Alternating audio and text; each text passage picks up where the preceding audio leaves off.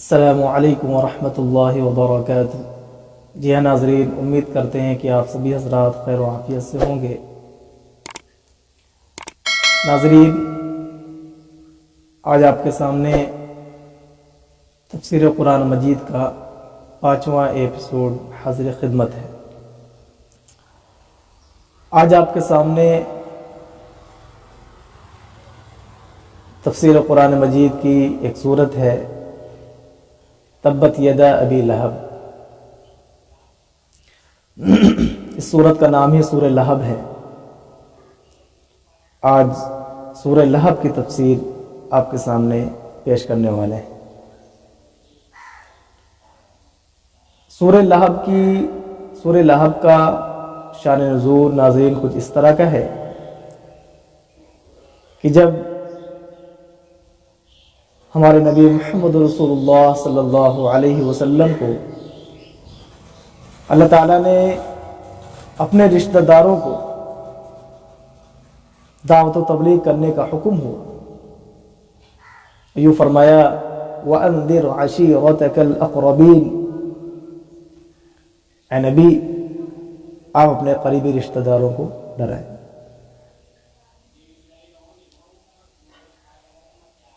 تو اس کے بعد اللہ کے نبی صلی اللہ علیہ وسلم مکہ کے اندر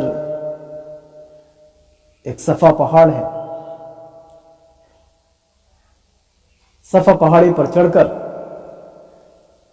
آپ صلی اللہ علیہ وسلم نے یا صباحہ کی آواز لگائی۔ یہ اس طرح کی آواز خطرے کی علامت سمجھی جاتی تھی، چنانچہ جب آپ صلی اللہ علیہ وسلم نے جیسے ہی یہ آواز لگائی، یہ ندا دی یا صباحہ، سارے کے سارے لوگ اکٹھا ہو گئے۔ آپ صلی اللہ علیہ وسلم نے حکمت کے ساتھ ان کو دعوت و تبلیغ کی اور فرمایا کہ ذرا بتاؤ، اگر میں تمہیں خبر دوں کہ اس پہاڑ کی پشت پر ایک گھڑ سوار لشکر ہے جو تم پر حملہ آور ہوا چاہتا ہے، یعنی حملہ کرنے والا ہے، تو تم کیا میری تصدیق کرو گے؟ انہوں نے کہا کیوں نہیں، ہم نے کبھی آپ کو جھوٹا نہیں پایا۔ آپ نے فرمایا پھر میں تمہیں ایک بڑے عذاب سے ڈرانے آیا ہوں، اگر تم کفر شرک میں مبتلا رہے تو وہ دن دور نہیں کہ اللہ کا عذاب تم پر آنے والا ہے۔ لہٰذا میں تم سے کہتا ہوں یہ کفر اور یہ بت پرستی چھوڑ کر کے ایک اللہ کو اپنا رب مانو، کیونکہ تمہارا معبود برحق، تمہارا خالق و مالک جو ہے وہ صرف اللہ ہی ہے۔ ناظرین، اتنا کہنا تھا۔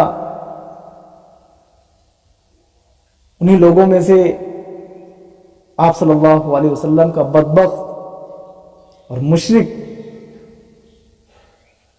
کافروں کا سردار آپ کا چچا ابو لہب بھی موجود تھا۔ جیسے ہی اللہ کے نبی صلی اللہ علیہ وسلم نے لوگوں کو یہ دعوت، لوگوں کو یہ بات بتلائی، فوراً ابو لہب نے کہا تبا لک لہذا جمعتنا۔ یہ گویا کہ ایک بہت سخت جملہ اور یہ گالی تھی، گویا اس نے آپ صلی اللہ علیہ وسلم کو برا بھلا کہا، تبا لک لہذا جمعتنا، کیا تو نے مجھے اسی واسطے جمع کیا تھا؟ تیرے لیے ہلاکت ہو۔ اللہ کے نبی کو کہا کیا تو نے ہمیں اسی لیے جمع کیا تھا؟ جس پر اس کے بعد اللہ تبارک و تعالیٰ نے یہ سورت نازل فرمائی۔ اللہ کے نبی صلی اللہ علیہ وسلم نے اس کی بات کا کوئی جواب نہیں دیا، اس نے برا بھلا کہا۔ یہی کہتے ہیں کہ صبر کا پھل میٹھا ہوتا ہے۔ اللہ کے نبی صلی اللہ علیہ وسلم نے تو اس کا جواب نہیں دیا، لیکن اللہ تعالیٰ نے باقاعدہ قرآن نازل فرما دیا، سورت کے اندر اس بدبخت کا تذکرہ ہے کہ اس کی کیسی ہلاکت و بربادی ہو۔ تو ناظرین، ابو لہب کا اصل نام جو تھا وہ عبد العزہ تھا۔ لہب کا بھی مطلب آپ کو سمجھائیں گے۔ ابو لہب کا اصل نام جو تھا وہ عبد العزہ تھا۔ اپنے حسن و جمال اور چہرے کی سرخی کی وجہ سے ابو لہب یعنی شعلہ فروزہ کہا جاتا تھا۔ ناظرین، جیسا کہ اس نے آپ صلی اللہ علیہ وسلم کو اتنا برا بھلا کہا کہ تبا لک لہذا جمعتنا، اللہ تبارک و تعالیٰ نے اس کا قرآن مقدس میں خود جواب دیا۔ آپ ترجمے کے ساتھ ملاحظہ فرمائیے۔ بسم اللہ الرحمن الرحیم، شروع کرتا ہوں میں اللہ کے نام سے جو بڑا نہایت رحم کرنے والا ہے۔ تبت یدا ابی لہب وتب، ابو لہب کے دونوں ہاتھ ٹوٹ جائے اور وہ خود برباد ہو جائے۔ ما اغنى عنہ مالہ وما کسب، نہ تو اس کا مال اس کے کام آیا اور نہ اس کی کمائی۔ سیصلی نارا ذات لہب، وہ عن قریب بھڑکنے والی آگ میں ڈالا جائے گا۔ وامرأتہ، اور اس کی بیوی بھی جائے گی۔ حمالۃ الحطب، جو لکڑیاں ڈھونے والی تھی، جو لکڑیاں چن کر کے لانے والی تھی۔ فی جیدہا حبل من مسد، اس کی گردن میں پوست کھجور کی بٹی ہوئی رسی ہوگی، اس کی سخت زنجیروں میں ڈال کر کے اس کو کھینچا جائے۔ ناظرین، ترجمے میں جیسا کہ آیا کہ ما اغنى عنہ مالہ وما کسب، جیسا کہ اس نے اللہ کے نبی صلی اللہ علیہ وسلم کو برا بھلا کہا، اس کی ہلاکت و بربادی تو اسی وقت سے شروع ہو گئی۔ اللہ نے ایسی بیماری اس کی عطا فرما دی، ایسی بیماری اس کو دے دی کہ سارے کے سارے جسم پر اس کے پھولے پھنسی چیچک پڑ گئی، کہ جس سے وہ اپنی مجلسوں کا ایک سردار ہوا کرتا تھا، لوگ اس کے پاس بیٹھا کرتے تھے، آج سارے کے سارے لوگوں نے اس کا ساتھ چھوڑ دیا۔ اللہ نے فرما دیا تھا کہ ما اغنى عنہ مالہ وما کسب، تیرا جب تم مرنے لگے گا تیری کوئی چیز بھی کام نہیں آئے گی جو تو نے کمایا ہے، کچھ بھی نہیں کام آئے گا۔ اور وہی ہوا، نہ اس کی دولت، نہ اس کا جاہ، نہ منصب، نہ مرتبہ، کوئی بھی کچھ بھی کام نہیں آیا۔ بیماری میں اپنے گھر میں یوں ہی ایسے ہی پڑا رہا، کوئی دیکھنے کے لیے نہیں جاتا تھا۔ لوگ کہتے تھے یہ بیماری ایسی کہ اگر میں اس کو دیکھنے کے لیے جاؤں گا تو مجھے بھی لگ جائے گی، اس وجہ سے لوگ اس کو دیکھنے کے لیے نہیں جاتے تھے۔ بالآخر وہ پھوڑے، وہ پھنسی، وہ چیچک، وہ اس کے پورے شریر میں، پورے جسم پہ وہ دانے، وہ پھول کر کے پھٹ گئے اور اس میں سے مواد، پیپ اور خون بہ پڑا۔ اب تو لوگ اور بھی زیادہ گریز کرنے لگے، اب میں اس کے پاس نہیں جاؤں۔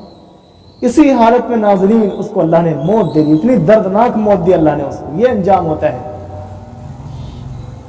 تو لوگ دعوت کو روکتے ہیں، دعوت کے مشن کو روکتے ہیں، دعوت کے کام کو روکتے ہیں۔ ہر نبی کا مقصد ہی دعوت اللہ ہوتا ہے، لوگوں کو ایک اللہ کی طرف بلانا۔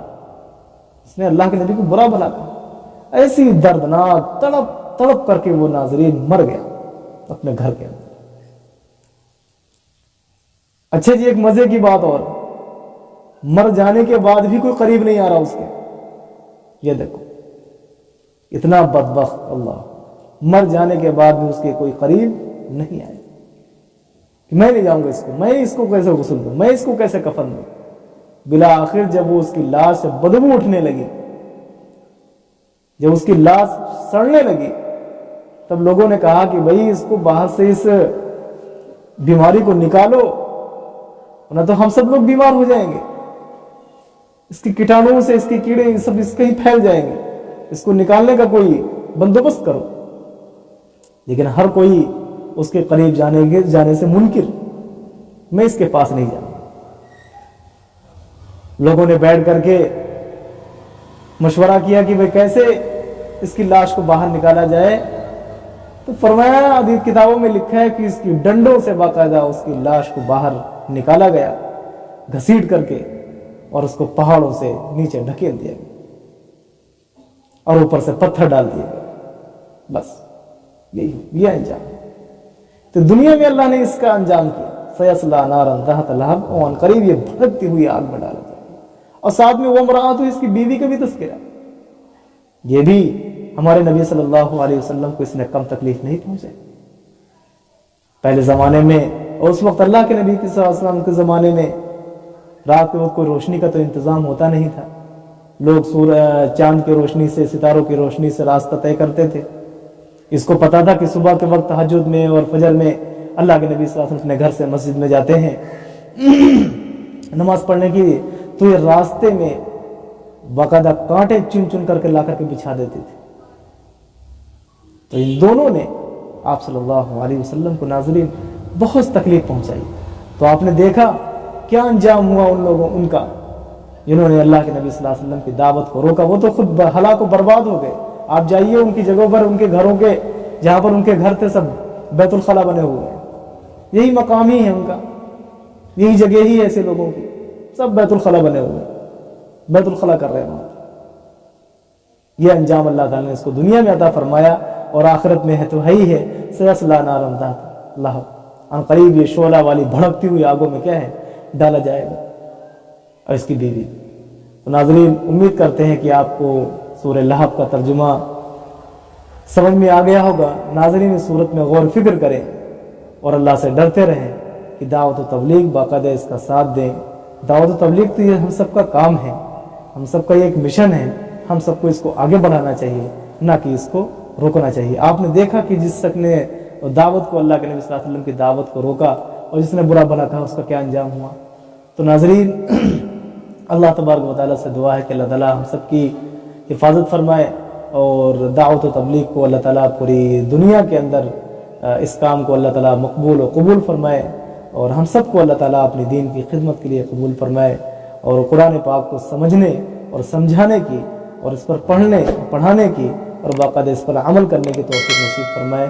ज़्यादा से ज़्यादा नाज़रीन हमारी इस वीडियो को शेयर करें ताकि अल्लाह तबारक व तआला आपको सदक़ा जारिया का सवाब अता फरमाए।